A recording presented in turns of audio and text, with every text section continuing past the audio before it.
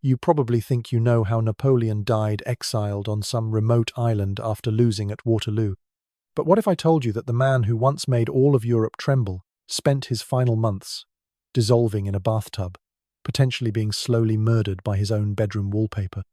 By the time death finally claimed him, Napoleon Bonaparte, the emperor who once commanded armies of hundreds of thousands, spent his final months dissolving in a bathtub, bloated and obese, and was hallucinating about battles that never happened. Today, we're diving into the genuinely disturbing final chapter of history's most famous conqueror, a story of calculated humiliation, possible murder, and a death so bizarre that scientists are still arguing about it 200 years later. The great conqueror was trapped in a rat-infested shack, his body under assault from two directions. From the walls themselves, the green wallpaper released arsenic into the damp air he breathed. And from his own doctor's hand came massive doses of mercury, a supposed cure that was, in fact, another poison.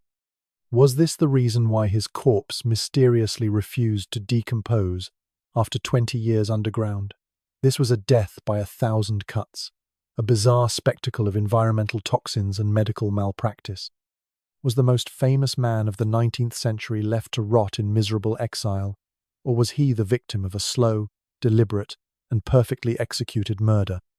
Let's start with the place that would become Napoleon's tomb, because calling Longwood House a residence is like calling a torture chamber a meditation room.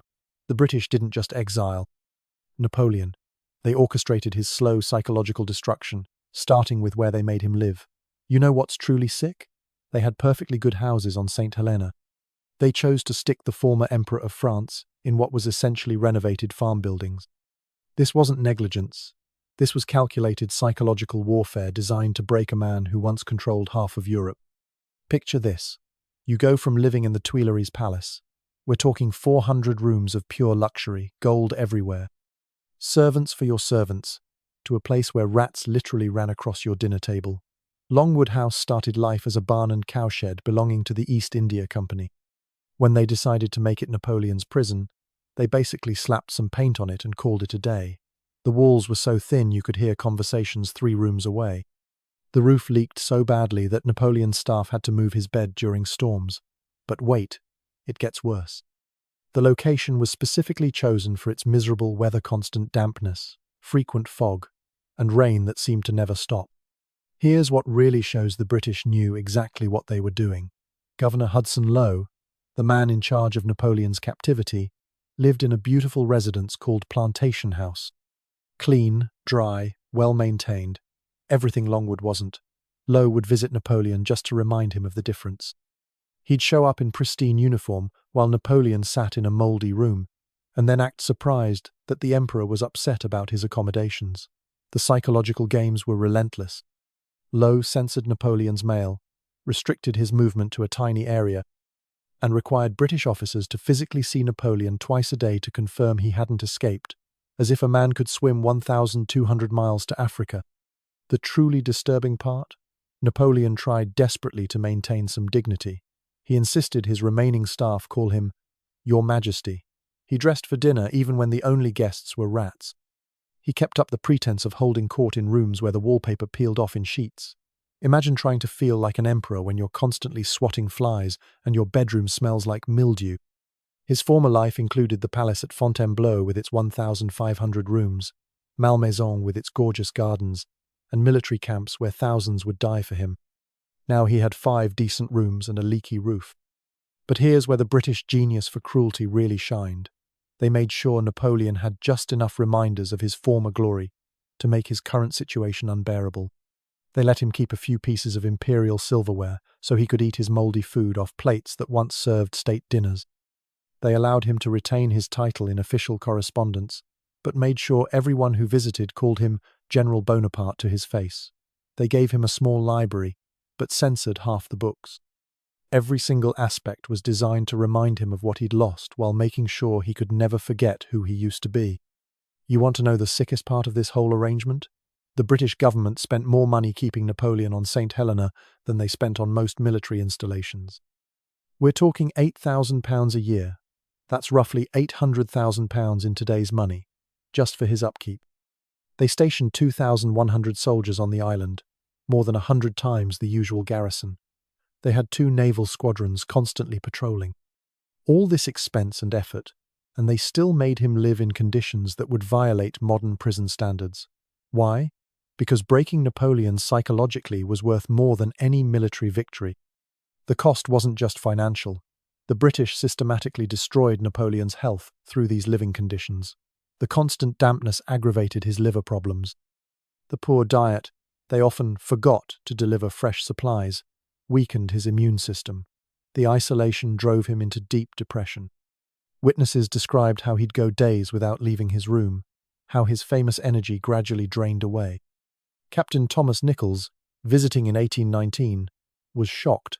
This cannot be the same man who made Europe tremble. He looks broken. This wasn't just petty revenge. This was strategic humiliation designed to destroy the Napoleon myth. Every French loyalist who might dream of rescue needed to know their emperor wasn't living in noble captivity but rotting in squalor. Every European power that once feared him needed to see him reduced to complaining about roof leaks. The British understood something profound. You don't kill martyrs, you diminish them. Make the God Emperor human, make the conqueror pathetic, and you kill the legend more surely than any bullet. Imagine being Jeff Bezos one day and living in a mold-infested trailer the next, except the government is doing it on purpose and there's no escape. But here's where it gets truly twisted. The British might have been accidentally killing Napoleon with something far more sinister than bad accommodations. Remember that peeling wallpaper I mentioned? Turns out it wasn't just ugly. It was literally poisonous. And the most insane part? Everyone in Victorian England was surrounded by the same deadly decoration, and they thought it was the height of fashion. You know what's more disturbing than making an emperor live in converted cowsheds? Decorating those sheds with wallpaper that was essentially a slow-acting chemical weapon. And the most insane part? Everyone thought it was beautiful. We're about to dive into one of history's most twisted fashion trends, when an entire civilization decided that coating their walls with arsenic was the height of sophistication. This isn't some ancient stupidity either. These people knew arsenic was poison. They used it to kill rats. Then they slapped it on their walls and called it interior design. Let me paint you a picture of the 1800s that'll make you grateful for modern safety standards. In 1775, a Swedish chemist named Carl Wilhelm Scheele invented a gorgeous green pigment. Brilliant, vibrant, absolutely stunning, and loaded with enough arsenic to kill everyone who looked at it too long. They called it Scheele's green, and it was an instant hit. By Napoleon's time, this stuff was everywhere. Wallpaper, dresses, artificial flowers, children's toys, food coloring. If it could be green, they made it green with arsenic. The typical Victorian wallpaper contained about 0.12 grams of arsenic per square meter. That's 20 times what we consider hazardous today. But wait, it gets worse. See, arsenic in wallpaper isn't immediately deadly, that would be too merciful. Instead, it plays the long game. In dry conditions, it just sits there looking pretty, but adds some dampness.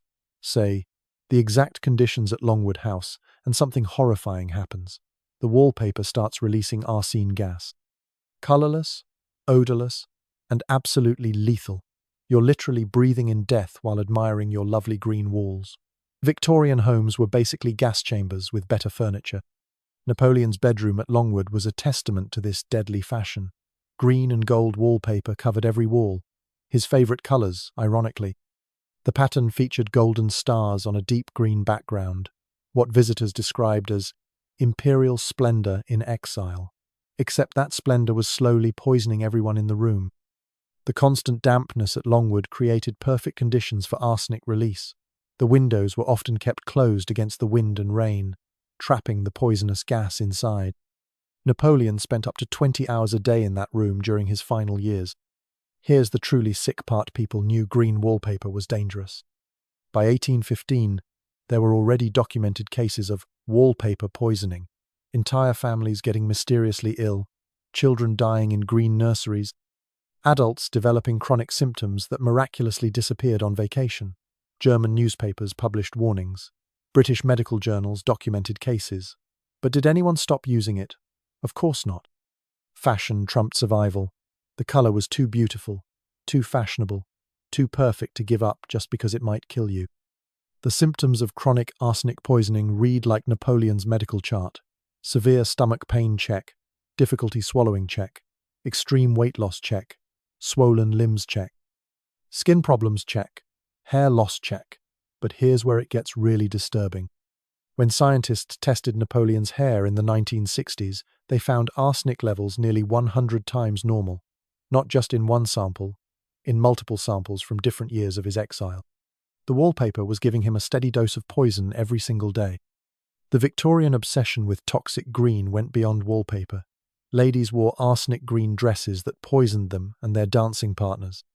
One newspaper reported a debutante whose green dress left a trail of arsenic dust on the ballroom floor. Children played with arsenic-painted toys. Bakers used it to colour candies. Florists dipped flowers in it to make them more vibrant.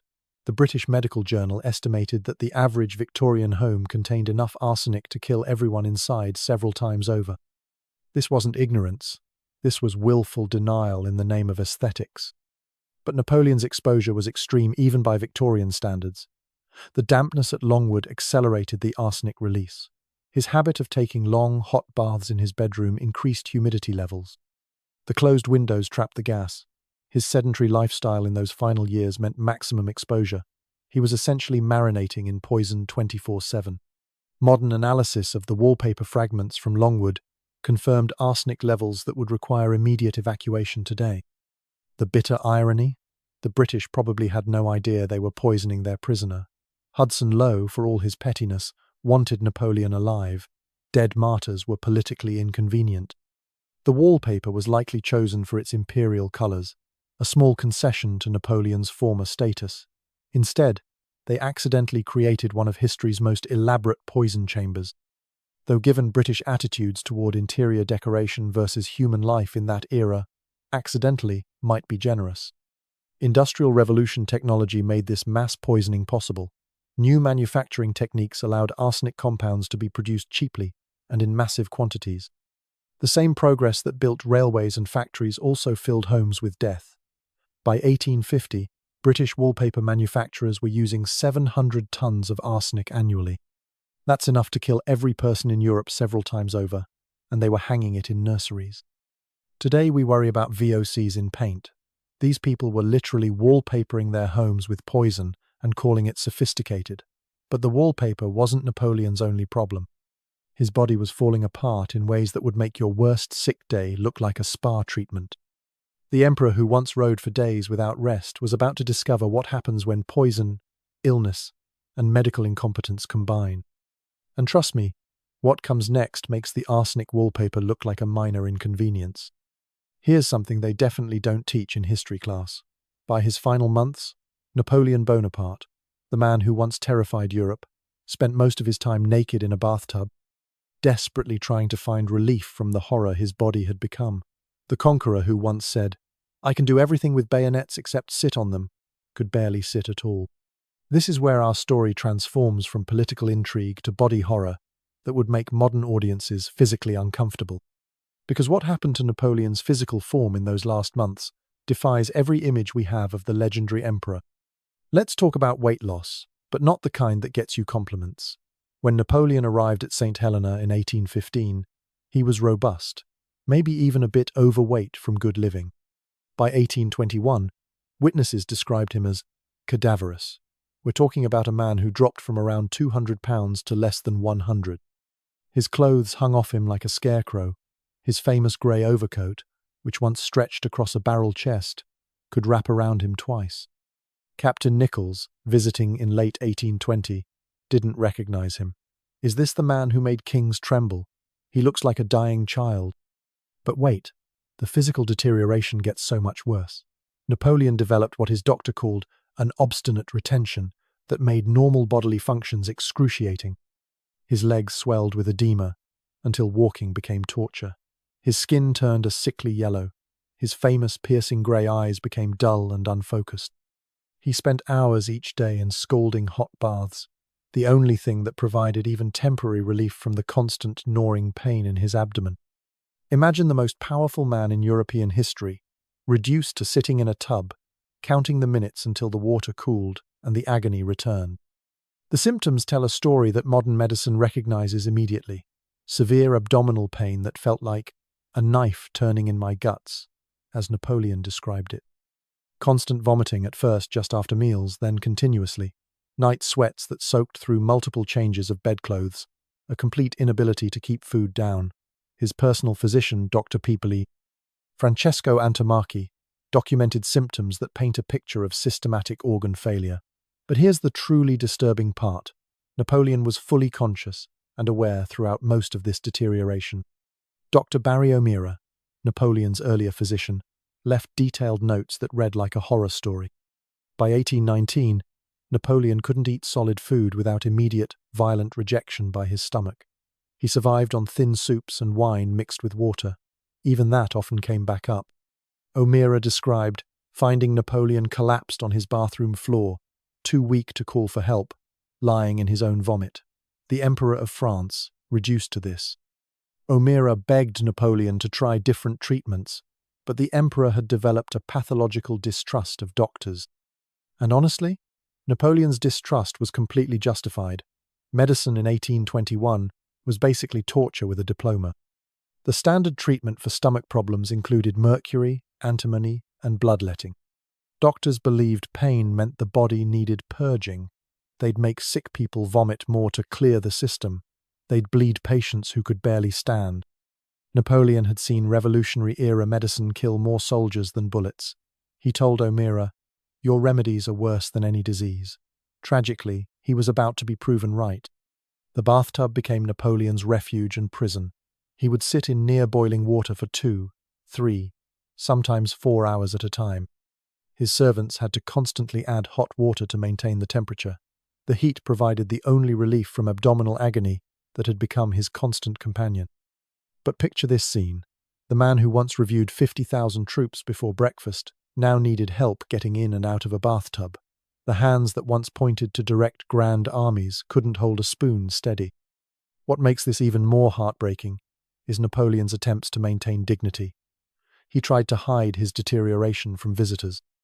He'd force himself upright when guests arrived, stuff padding in his clothes to hide the weight loss, and pretend to eat while secretly signaling servants to remove his untouched plate. He still dictated memoirs between bouts of agony, still discussed European politics as if he might return. The mind that reshaped Europe was trapped in a failing body, and he knew it. By early 1821, the physical symptoms had become undeniable.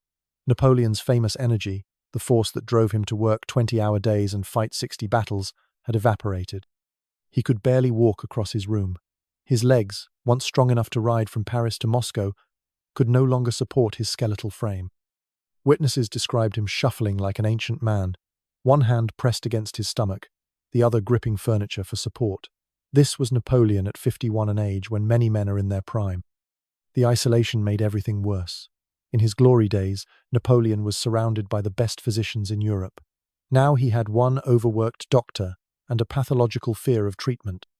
The very characteristics that made him great, his iron will, his distrust of authority, his need for control, now accelerated his destruction.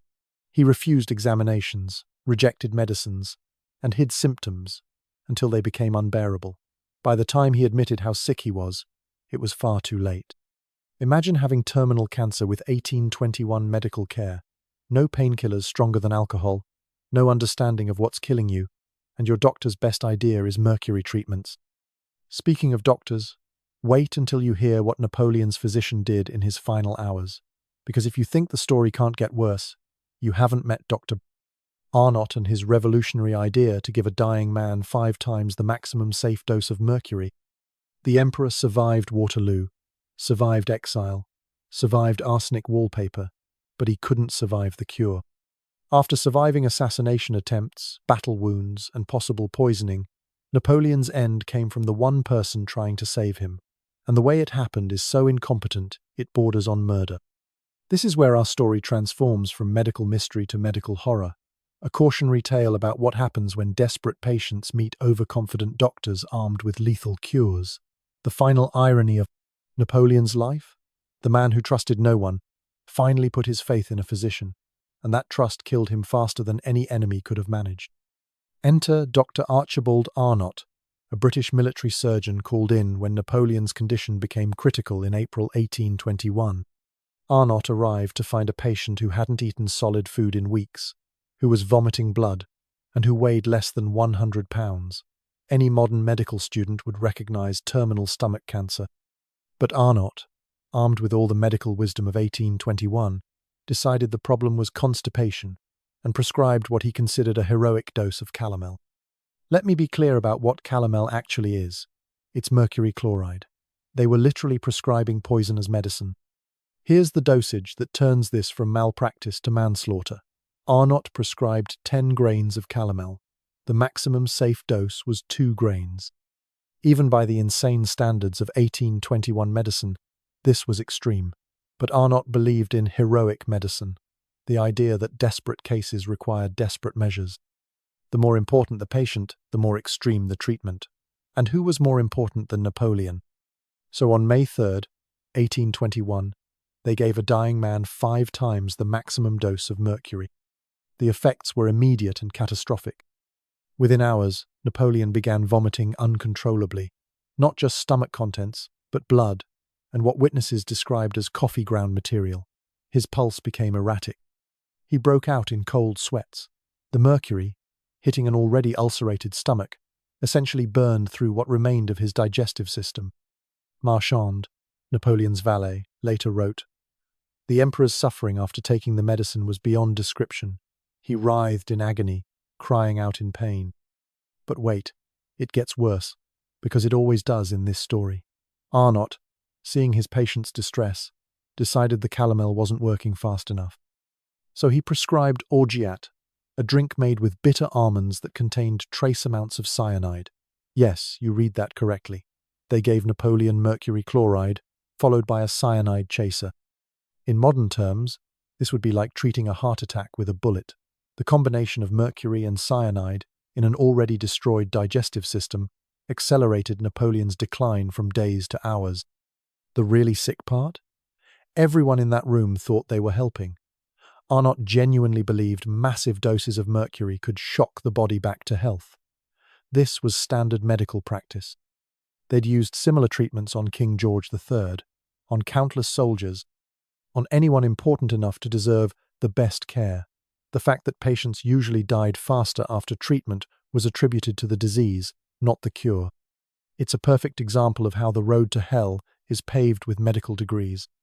May 4th, 1821, Napoleon's last full day of consciousness.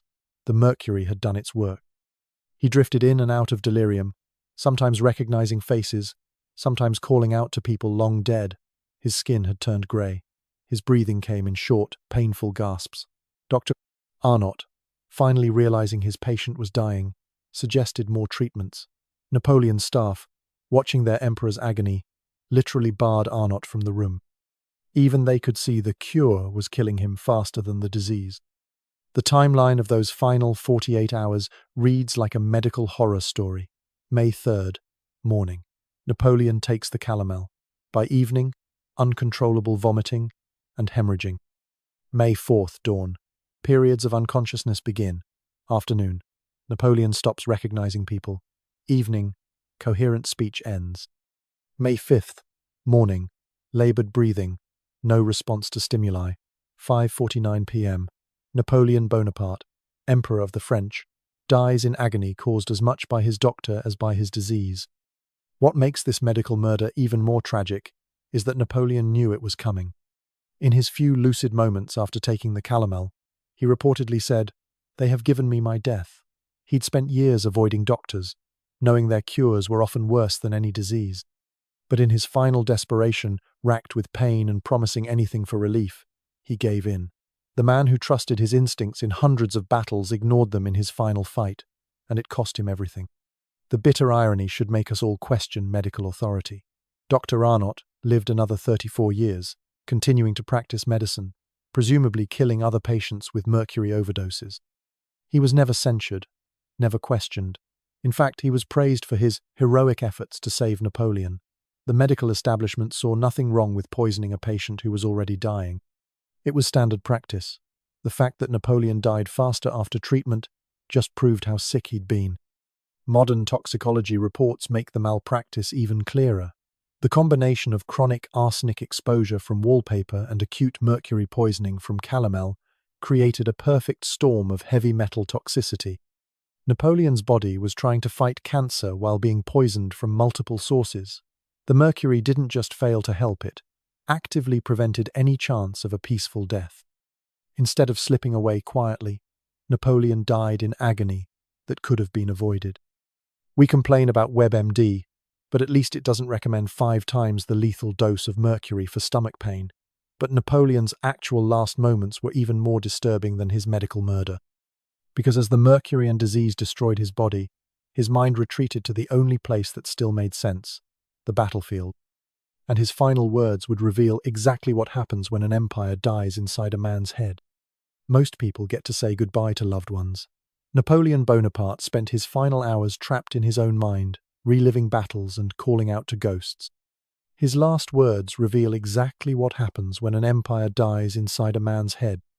This is where our story reaches its emotional climax, not in the physical horror of death, but in the psychological tragedy of a man whose identity was so intertwined with conquest that even dying couldn't separate them. What emerged from Napoleon's lips in those final hours tells us more about power, loss, and human nature than any biography ever could. May 5th, 1821, started with Napoleon, in what doctors call terminal delirium, that strange state where the dying mind pulls away from reality and retreats into memory. But Napoleon's memories weren't of childhood or family. They were of smoke, cannon fire, and the movement of armies. Witnesses in the room, Marchand, Bertrand, and Montholon, documented something extraordinary. The dying emperor was commanding phantom battles from his deathbed, his hands moving as if pointing at maps only he could see. "Deploy the guard to the right flank," he suddenly shouted, startling everyone in the death chamber. Then, softer, No, pull them back. The ground is too wet." He was refighting Waterloo in his mind, trying to correct the mistakes that had destroyed him. For hours, he issued orders to divisions that existed only in memory, promoted officers who'd been dead for years, and argued with generals who weren't there. This wasn't peaceful delirium. This was a mind that couldn't accept defeat even in death. The documented last coherent words of Napoleon Bonaparte were, "France, armée, tête d'armée, Josephine." France, army, head of the army, Josephine. In 4 words, he summarized his entire existence. Not family, not regrets, not God. Just country, war, command, and the woman who'd left him. Even dying, he was exactly what he'd always been, a soldier dreaming of glory and lost love. But here's the really disturbing part that witnesses tried to sanitize in their memoirs.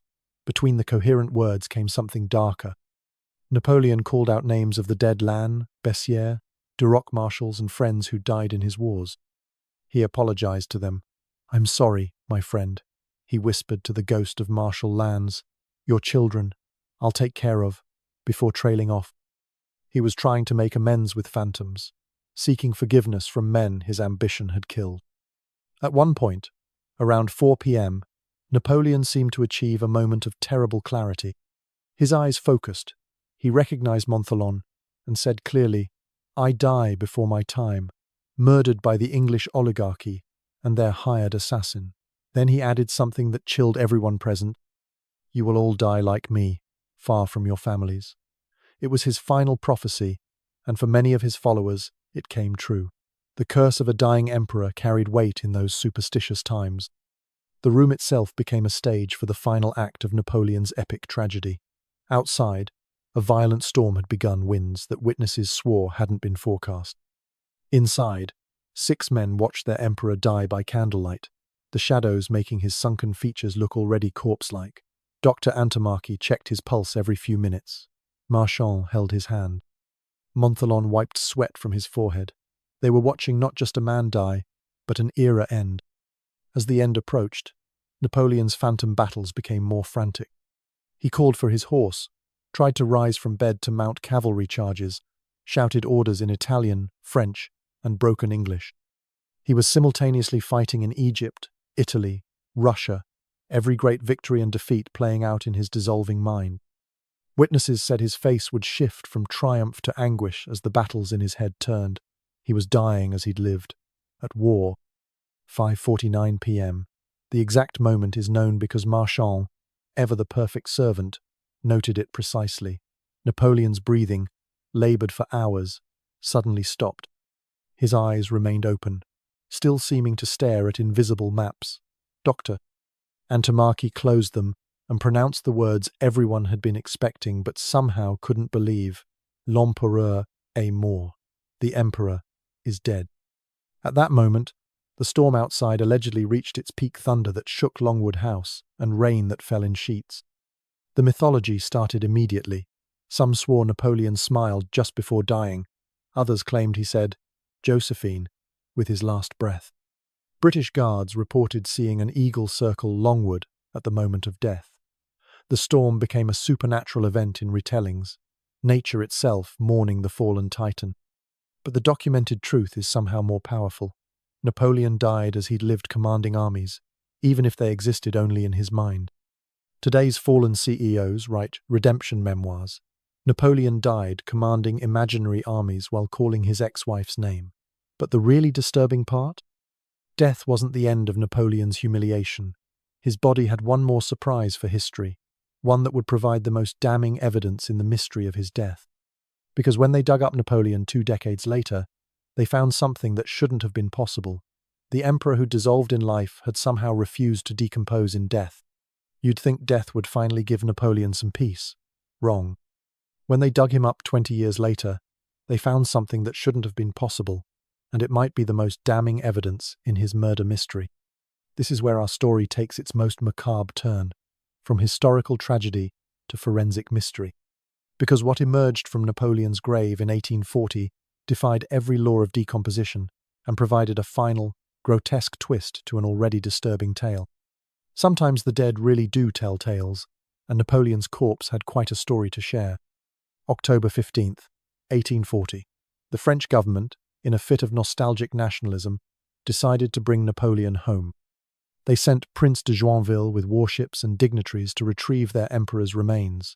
What they expected to find after 20 years in the ground was bones, maybe some cloth remnants.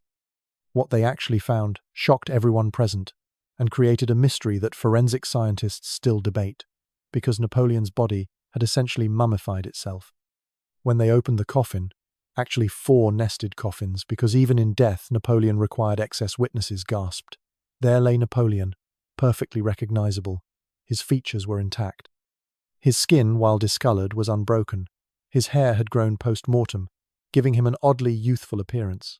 His clothing, the uniform he'd been buried in, was nearly pristine. The famous grey overcoat looked like it had been folded yesterday. After 2 decades, he looked better preserved than bodies buried for 2 months. Dr. Guillard, one of 7 physicians present at the exhumation, documented what he saw with scientific precision. The emperor's face, though darkened, retained its characteristic features. The nose was intact, the lips slightly parted, showing white teeth. The chin, always prominent in life, remained perfectly formed. This wasn't normal decomposition. This wasn't even abnormal decomposition. This was preservation on a level usually requiring Egyptian embalming techniques. But here's where it gets truly disturbing for the murder theorists. The extreme preservation of Napoleon's body is consistent with one specific cause: arsenic poisoning. Arsenic acts as a preservative, preventing the normal bacterial action that causes decomposition. It's why Victorian women who died from arsenic-laced cosmetics were sometimes found perfectly preserved years later. Napoleon's corpse was essentially pickled from the inside by the same poison that might have killed him. The witnesses to the exhumation included doubters who'd come expecting to find evidence of a British hoax. Maybe they'd buried someone else and kept Napoleon alive somewhere. Instead, they found undeniable proof it was him, preserved in eerie detail. General Gourgaud, who'd known Napoleon intimately, broke down crying, "It is him, mon empereur! It is really him!" The preservation was so complete that people who'd last seen Napoleon 20 years ago could instantly identify him. The scientific impossibility of this preservation under normal circumstances can't be overstated. Saint Helena's climate is warm and humid, perfect for rapid decomposition. The burial site was prone to water seepage. The body had been treated with no special embalming techniques beyond basic washing. Yet there lay Napoleon, looking like a wax sculpture rather than a 2-decade-old corpse. Modern forensic scientists studied a sleeping man. The preservation was so unsettling that several delegation members later reported nightmares about Napoleon opening his eyes during the voyage home. Even the journey back to France added to the mystery. The body, transferred to a new coffin, remained undisturbed for the 2-month voyage. When they opened it again in Paris for the official ceremonies, Napoleon was still perfectly preserved. It painted a picture of slow, systematic poisoning, whether intentional or environmental. The emperor who'd survived everything Europe could throw at him might have been killed by his wallpaper and preserved by his poison. We pay thousands for anti-aging creams. Napoleon got eternally preserved by the same poison that killed him. Talk about history's most twisted beauty treatment. But his journey wasn't over yet. The preserved corpse was about to receive the funeral Napoleon always dreamed of, except he'd had to die in exile and wait 20 years for it. Because nothing about Napoleon's story could ever be simple, even his funeral would become a massive spectacle that would rewrite his place in history. Here's where our story takes its final insane turn. The man who dragged Europe through years of war, who got hundreds of thousands killed, who crowned himself emperor, that guy got the funeral of a beloved hero. And the crowd was bigger than any he commanded while alive. This is the ultimate historical mindfuck, how a dead tyrant became more popular than the living emperor ever was. Because on December 15th, 1840, Paris witnessed something that defied all logic. 1 million people standing in freezing weather to mourn a man, most of them had cursed 2 decades earlier. Picture this scene. It's 20 degrees below freezing in Paris. Snow covers the streets. Any sensible person would be inside by a fire. Instead, 1 million French citizens, men, women, children, even infants in arms, lined the streets from the Arc de Triomphe to Les Invalides. They'd been waiting since dawn. Many had travelled for days just to be there, for a dead guy who'd been gone 20 years, who'd lost his last war, who'd gotten their fathers and brothers killed in Russia. This should have been a modest ceremony for history buffs. Instead, it became the largest funeral in European history. Victor Hugo was there and documented the surreal spectacle. The entire city seemed to hold its breath as the funeral car passed. Women wept openly. Men who'd never seen battle saluted. Children who weren't even born when Napoleon died called out, "Vive l'Empereur!" It was as if Jesus Christ himself was being carried through the streets. Hugo wasn't exaggerating. Witnesses reported an almost religious fervor in the crowd.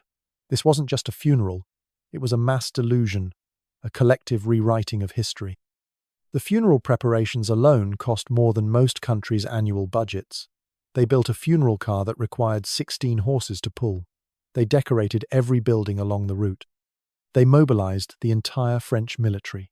They brought out veterans of the Grande Armée, broken old men who could barely walk but insisted on marching one last time for their emperor. Some of these guys had literally eaten their horses in Russia, had seen friends freeze to death, had suffered horrors beyond imagination, and here they were, crying for the man who'd led them to disaster. But here's the really insane part. The crowd included thousands who'd actively celebrated Napoleon's defeat in 1815, royalists who'd popped champagne when he abdicated, merchants who'd cheered when the wars ended, parents who'd hidden their sons from conscription. Now they stood in the freezing cold, tears streaming down their faces, mourning the same man they'd once cursed. Death had performed the ultimate magic trick, transforming a tyrant into a tragic hero. The international reaction was equally bizarre. Prussia sent representatives, Austria sent diplomats, Britain sent observers. These were countries Napoleon had invaded, whose capitals he'd occupied, whose people he'd killed, yet they all felt compelled to pay respects. It was like Hitler getting a state funeral with Allied honor guards. The complete historical amnesia was staggering. 20 years had somehow erased the memories of occupation, conscription, and continental war. The ceremony itself was orchestrated madness. They'd built a massive catafalque at Les Invalides. Hundreds of captured enemy flags surrounded Napoleon's coffin, a reminder of his victories while conveniently ignoring his defeats. They played funeral music composed specifically for the occasion. Cannons fired salutes that echoed across Paris. The church service lasted 4 hours. Grown men fainted from emotion. This wasn't mourning. It was mass hysteria. What explains this collective insanity?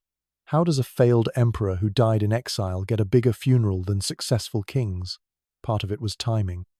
1840 France was boring, bureaucratic, uninspiring.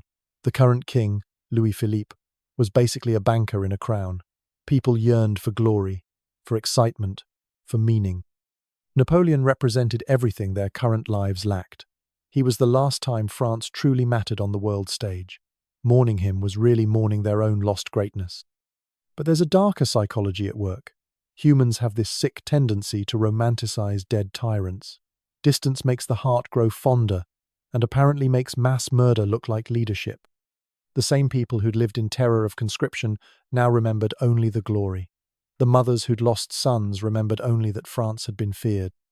The merchants who'd been ruined by war remembered only that French goods had dominated Europe. Death had laundered Napoleon's reputation better than any PR firm could manage. The children in that crowd reveal the most disturbing aspect. Kids who'd never known war were weeping for a warrior. They'd grown up on sanitized stories of the great emperor. Their parents, who'd lived through the reality, had somehow transmitted only the myth. In one generation, lived experience had transformed into legend. The man who'd turned Europe into a slaughterhouse had become a fairy tale hero. This is how history gets rewritten, not by historians but by collective amnesia. We cancel celebrities for old tweets, but apparently causing the deaths of millions gets you a million mourners if you wait 20 years. It's the ultimate proof that history's greatest monsters often get the best funerals. The crowd that day wasn't really mourning Napoleon. They were mourning their own lost youth, their faded glory, their transformation from conquerors to shopkeepers. And in death, Napoleon gave them what he never could in life, a perfect symbol of what they wished they still were.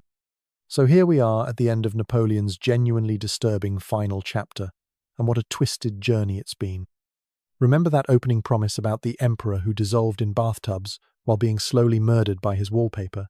Turns out that was just the beginning of the horror show. Napoleon's death encapsulates every human fear rolled into one nightmarish package. Abandonment by those who once bowed to you. Physical deterioration that strips away your identity. Possible murder by the very things meant to comfort you. And the complete loss of everything that once defined your existence. The bitter irony should make us all shudder. The same arsenic that probably killed Napoleon also preserved him for eternity. Poisoned and pickled by the same green wallpaper, it's like history's most twisted joke. The British succeeded brilliantly in destroying the man. They broke his body, shattered his spirit, and reduced an emperor to a skeleton begging for hot baths. But in the ultimate historical facepalm, they failed completely at killing the legend. By making Napoleon's death so pathetic, so human, so desperately sad, they accidentally created the perfect martyr. The million mourners 20 years later weren't crying for the tyrant who'd gotten their families killed. They were crying for the broken man who died alone, possibly murdered, definitely abandoned. What does Napoleon's end teach us about power, mortality, and the lies we tell ourselves about both?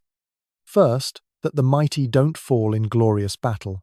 They fall in rat-infested rooms, poisoned by fashion choices, killed by doctors trying to help. There's no dignity in how power ends. Second, that physical decay is the great equalizer. The body that conquered Europe couldn't conquer its own failing organs. All the glory in the world can't stop you from ending up naked in a bathtub, crying from pain. Third, that those with the most to lose often die the worst deaths, not because the universe is cruel, but because they can't accept the loss of what made them special. Modern powerful figures face the same trajectory, just with better wallpaper. Today's billionaires won't die from arsenic-laced decorations, but they'll still face that moment when the body betrays them, when the money can't buy health, when the power means nothing to cancer cells. They'll have better doctors than Napoleon, but those doctors will still eventually fail. They'll have more comfortable deathbeds, but they'll still die, calling out to empires that no longer exist. The only real difference? Their preserved corpses will be pumped full of formaldehyde instead of arsenic. The human tendency to romanticize dead tyrants remains unchanged since 1840. Give us enough time and we'll forgive anything. Stalin has admirers, Mao has monuments. In another century, today's war criminals will probably have tourist-friendly museums. We seem hardwired to forget the horror and remember only the power. Those million mourners in Paris weren't anomalies. They were us, just wearing different clothes. We love our monsters once they're safely dead. Next time you complain about your apartment, remember, at least your wallpaper isn't trying to kill you. When you're sick, be grateful your doctor won't prescribe mercury overdoses. And if you're worried about your legacy, take comfort that you probably won't need 2,100 soldiers and 10 warships to keep you from conquering Europe again. We live in an age where exile means a beach house, not a poison chamber, where medical malpractice means lawsuits, not mercury cocktails, where falling from power means book deals, not bathtubs full of suffering. But perhaps the most disturbing truth from Napoleon's final days is this: it could have been worse. He could have lived longer, suffered more, deteriorated further. He could have survived into complete madness, commanding imaginary armies for years instead of hours. He could have lived to see his son die, his legacy completely erased, his name become a synonym for failure. Instead, he got the mercy of a relatively quick end, if you can call 2 years of poisoning and agony quick. Sometimes history's greatest mercy is its cruelty. If Napoleon's disturbing end shocked you, hit subscribe for more hidden historical horrors. Comment below with which part disturbed you most, the poison wallpaper or the mercury overdose. And remember, sharing this video is way safer than sharing Victorian green decor. We've got more terrifying historical truths coming your way, because trust me, Napoleon's death wasn't even close to history's most disturbing end. Some rulers died in ways that make arsenic wallpaper look like a peaceful retirement. But those are stories for another day.